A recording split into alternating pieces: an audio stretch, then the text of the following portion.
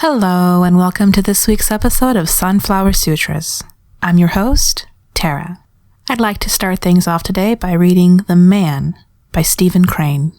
A man said to the universe, "Sir, I exist."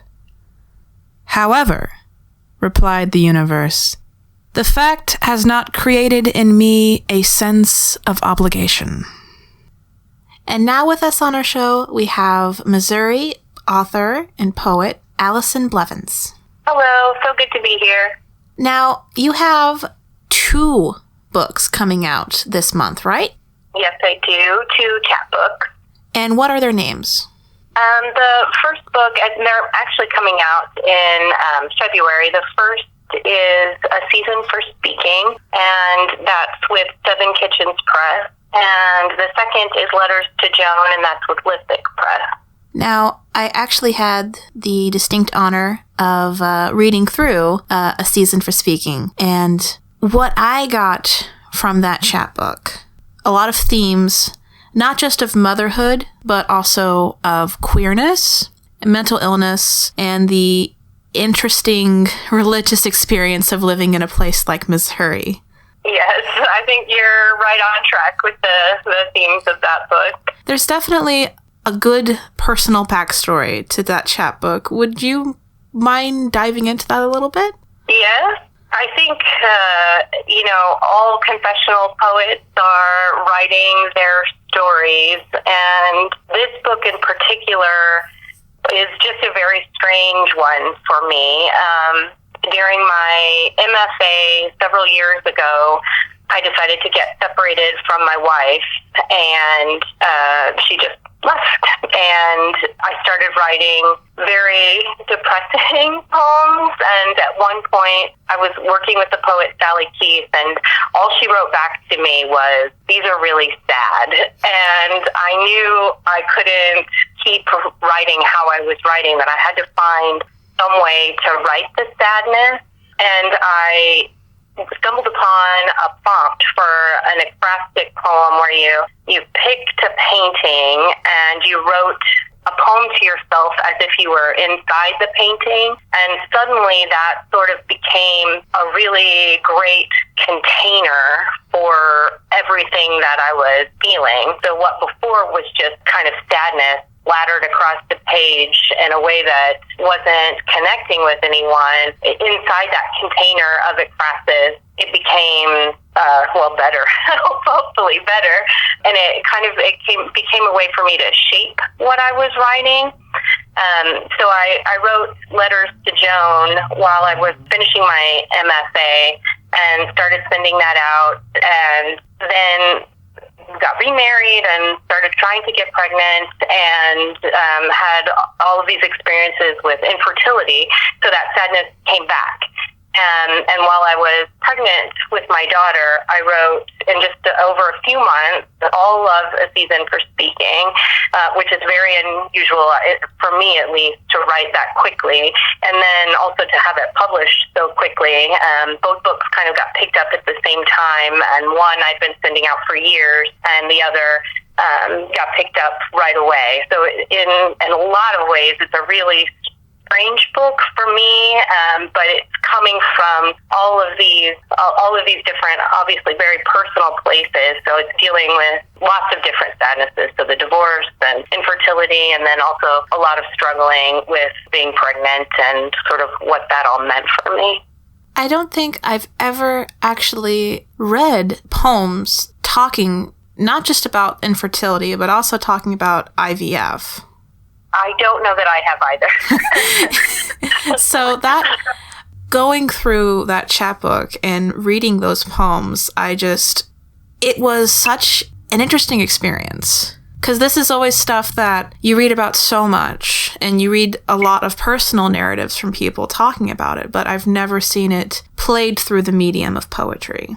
Yeah, I've read a lot of being pregnant books, and I've read a lot of, different experiences with illness connected to pregnancy books, but certainly never any with IVF. And I think especially for other lesbians or queer folks, I guess I want to read about think, especially for queer folks, getting pregnant or creating a family or adoption or any of the ways that we create our families is often something that is elsewhere, and that you have to seek out the information. And there may be, one or two books, but they're definitely not at the bookstore.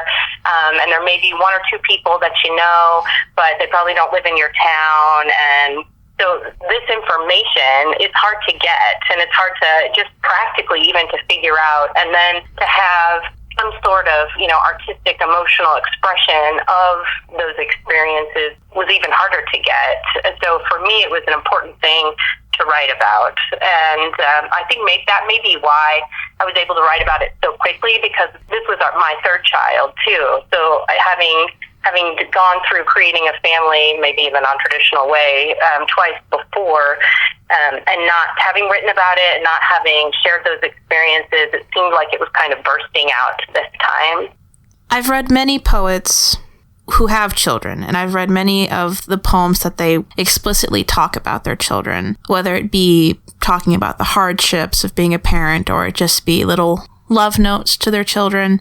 I love how candid you paint your family. I especially love one line that you have from the poem Moored.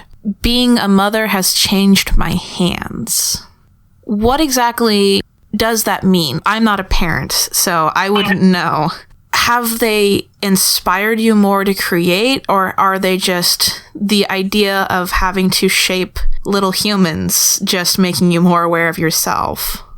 Probably all of those things. One of the ways that I think about writing is what have I read before that has kind of inspired the path that I'm on. And I think the question that you asked before was so interesting, because I hadn't read any IVF poems. Certainly when I'm writing about my children, one of the books that kind of helps me think about that is the book Tender Hooks by Beth Ann Finley. The way that she sort of wrote that about her kids in a way that wasn't as glamorous as some writers have written about their children before, in a way that the language that we use, that we could use, she opened me up to this possibility that perhaps there's something really bodily about how we could write about our children, and in a way that some people might see it almost as sexual, but it's not.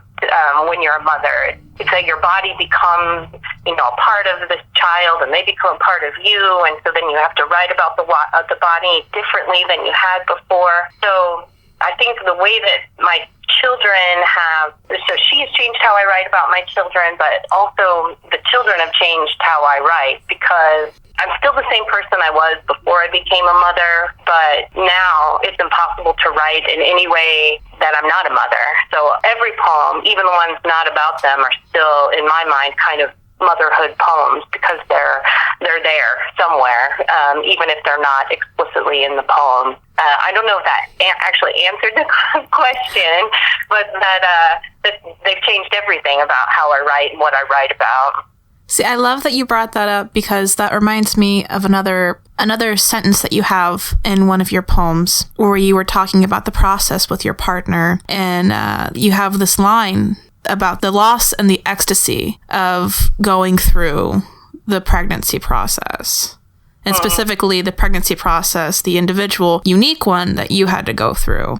I think that often I have been told, when you're getting your MFA or you're in a writing group, people will read a poem maybe quickly, or they don't have the same shared experiences as you, and they'll say, well, how can it be both of these things? A chair can't be both a chair and a table, or this experience can't be, like you said, loss and ecstasy. And I would always say, well, it is. It just is. That's just how it is. It's both those things. And this experience of having a diagnosis of infertility and then becoming pregnant is so strange. It is two things. You are both an infertile person and a pregnant person, and that's a really bizarre thing to be. And it really did embody this experience of people telling me over and over, something can't be both.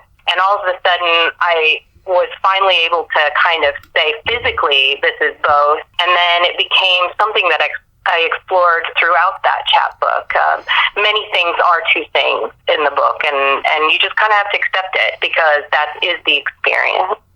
When I was looking at some personal details about yourself that you have available on your website, and I saw the MFA, and I saw the lecturer for both Pittsburgh State and the Southern State University, I saw that before I read your material, and I unfortunately fell into the, oh no, it's going to be very academic writing mindset. But that's another thing about your writing. Not only are the topics very unique, but also, I hesitate to use the word format, but your overall presentation for your poems. You do a lot of sentence breaks that add to like a kind of emotional cliffhanging of your poems. One reason is that I didn't come to writing academically the traditional way. But maybe I did too. So this one of those, it's both things. I went to college and decided that I was going to work in nonprofits, and I did that for many years, probably about 10 years, and then had enough and moved home and went back to school and went to the creative writing program, the master's program at Pittsburgh State University, where I met the director of that program, Laura Lee Washburn, who's a poet, and she sort of shaped me into an actual writer. I'd always written ever since I was a little girl.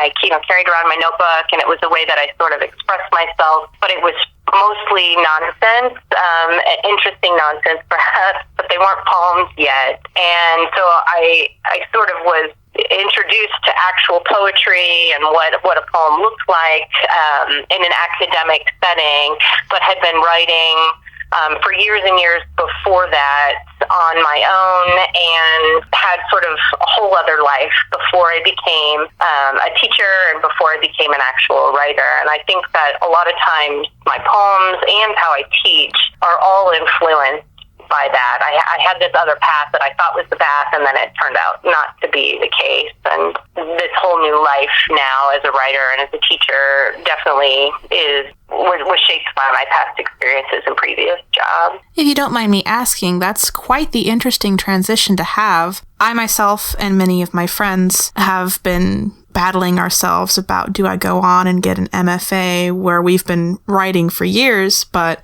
all that time doing nonprofit, and then eventually going on and getting your MFA, there's definitely a story there. Well, yeah, I think you decide to do something when you're quite young, and you don't really know who you are or what you like. And I had always written, but it didn't seem like a job. And I suppose now it's a career more than a job. I think job usually comes with money, but it never made sense as a path to follow. It just seemed like something I had to do. And working in nonprofits, I think you get to a point where you've spent all of your feelings, you've spent all of your emotions, and I just wanted to do something else. And going back to school as a non-traditional student, it just made a lot of sense to me. I didn't know that I was going to teach when I was done. I didn't know. I think I probably assumed I was going to keep doing nonprofit work when I was done with school. But that after I got my master's degree at Pitt State, I was able to start teaching for them and pick up other teaching jobs, and was able to go back and get my MFA some years later. So it just kind of fell into my lap. I think the more interesting question maybe that you asked was, what do we do? Do we get an MFA, or do we not? Or do we work, or do we not? And I think there's no right answer, but for me, the experience of being around other writers was so invaluable, and there's very little way to replicate that after the MFA experience. So I'm definitely an advocate for getting the MFA, even if you're never going to use it in a practical sense to teach creative writing. You're going to, for me, I use it to write and for the relationships that I made while I was there that have persisted. They're my community of writers now, and I think that I didn't understand how desperately I needed a community of writers when I first started writing, and that my work and the opportunities just would not be there if I didn't have that community behind me. So I definitely say get the MFA. It's worth the money. Well, I think that is a nice, honest message that a lot of people need to hear. Now, the other side of the coin with your academic career. What is it like teaching at 2 different universities? Because that sounds like already enough of a handful to balance on top of having a family. Oh my! It's not in my bio, but I actually teach online for a third community college. I teach for Eastern Gateway Community College in Ohio, and next semester I have 3 business communications classes, which is basically teaching people to write emails, but it's worth it because we get to pay the bills. I think what you're really asking is about the experience of being an adjunct, and that I think I can recommend less wholeheartedly than the MFA. I'm not sure it is worth it. It was worth it when I was pregnant and I had to go on bed rest, and I was able to put all my classes online, and now mostly I teach online, so there is a lot of flexibility as an adjunct, but there's not a lot of guarantees, so you're never guaranteed work, and I teach anywhere from 7 to 9 courses every semester, which is pretty much a lot, to maybe say it nicely, but it is a lot of work, so I'm very crazy busy, but it lets me have a lot of time to write, and I'm also the editor of Harbor Review, which is a new online magazine that pairs art with poems, and it's just sort of been something that I've wanted to do for a really long time. We just released our 2nd issue. My obsession with art has carried over into an obsession with editing this magazine, which was this crazy thing to do with 3 kids and all of this teaching and writing and books, but it felt like I just had to do it, so I did, and adjuncting has sort of allowed me to do that in a crazy way. That was my main concern, was are you able to get any writing done on top of all the stuff you're doing now? I do. I write more now than I ever have before. I'm finishing up another chapbook. It's called Keeping Up, and they are mostly ekphrastic poems based on episodes of Keeping Up with the Kardashians, and the themes are sort of dealing with postpartum depression and some of the struggles of, while adjuncting online is nice and getting things done, it does sort of limit my human contact, and being postpartum, that's been, kind of a struggle that I've had, and the poems I think they kind of take up where A Season for Speaking left off. The last poem in that chapbook is the birth of my daughter, and immediately after that, the postpartum set in and my whole life changed. Suddenly I had 3 kids instead of 2, and I had a baby, and I was staying at home instead of teaching and out in the world, and I realized I had just a whole heck of a lot more to say.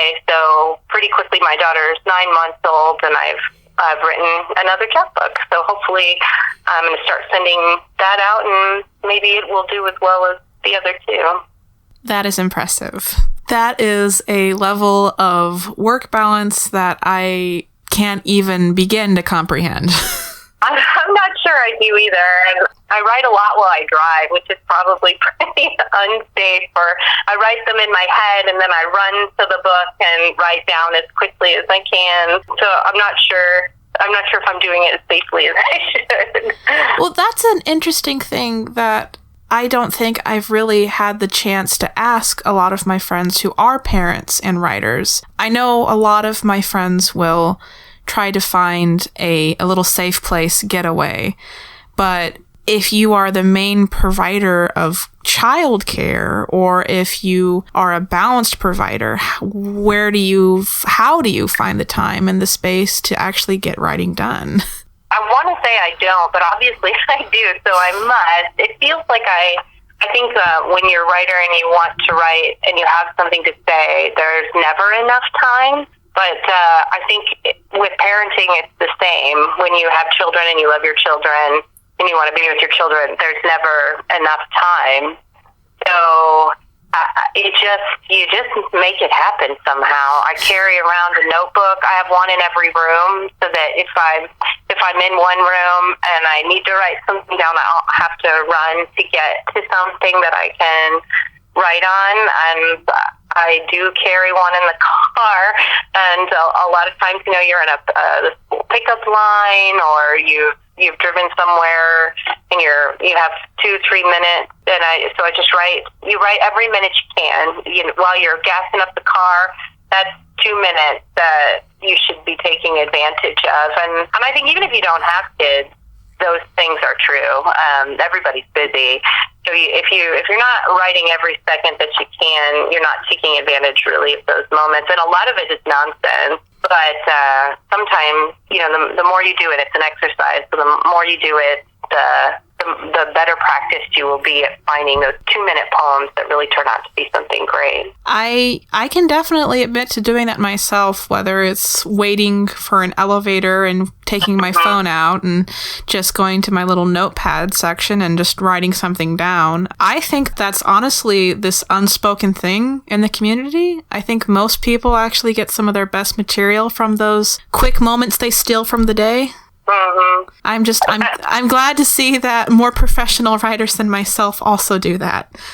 I think there's a great debate about the computer versus the hand as well. And I know lots of people that write on the computer, and I'm just not one of them. I never have been. I have to write something by hand, and then the computer's where you shape it into something. You kind of see what it becomes from the raw material. So I think if I had to sit down at a computer with a process in order to write, that it would never get done. I would have one poem maybe. I am so happy to hear that, because when I actually sit down to try to write, I have to do it old school. I have to have paper and pen. I will edit it on my computer, but I can't just start it. That's wonderful to hear.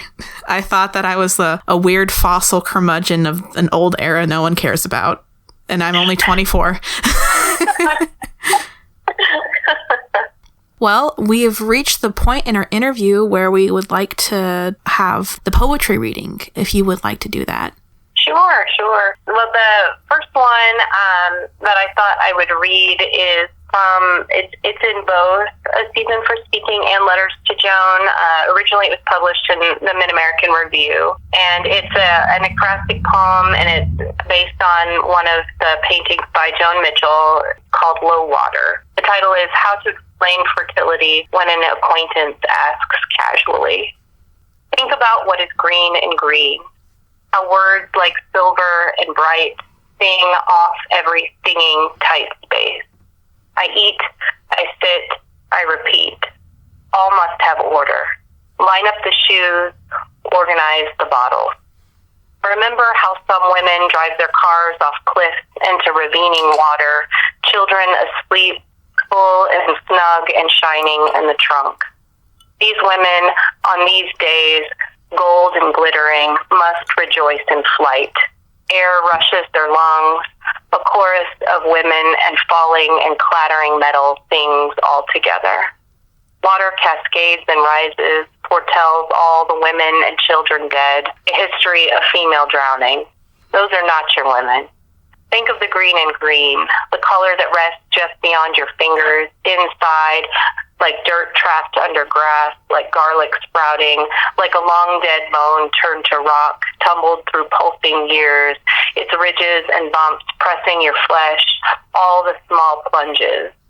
Water cascades and rises, foretells all women and children, spatter and spray, cling but eventually disappear. How terrible it is to release something from your body. And then I thought I would read something new. This is one of the Kardashian poems, and it's based on the episode when Kourtney and Scott, if you watch the Kardashians, have broken up for the final time, and she's actually left him. The title is Season 11, Episode 7, Return from Paradise. My father once opened his chest in the kitchen. His thin glass heart, the stuttering weep from his eyes. Even the neighbors could hear the splinter and groan. This is how grief looks on a man, in the morning, on a man. I am watching a man break behind dark sunglasses. He lost his family in a wet, clouded night. I imagine his mother once numbered the times her own husband had wept. She told her child every story, counted them on his arms, 1, 2, 3. What is a child meant to learn? Today at the park, my son refused to drink from a pink plastic cup. How fragile their thirst must make them, drying and cracking under the weight of every brittle swallow. Do we have time for one more? Yes, we do. Okay. This one was originally published in Nimrod International Journal, and it's titled The Color of Caring. It's also after one of Joan Mitchell's paintings, Hemlock. Some women say red is more ghost than shadow, more rising than lurking, welling than draining. Some women say flies nip at the sweet running edges of a child's skin open to breathing light. Some women say more blue, always. Red is just memories, a mother who never returns, a lover's pants badly creased, the distance between father and daughter, penny and coiled. Some women say blue is screaming from the mouth like the sizzle of hairs, red too sharp, too fast, the lost breath of running, the crisp hard earth on a back at landing. Some women say the color of the tear must be the dark green of a pine, the thump of a zipper catching, the pied hum of a baby being born still. Some women want to say being torn is yellowed separation, like 2 pages spread to empty them of spatulas, dustpans, small mossy statues that fall from inside a once white closed body. Some want. They spend their wanting like coins. Some want color like the promises of gold, a shimmer kissed on the mouth.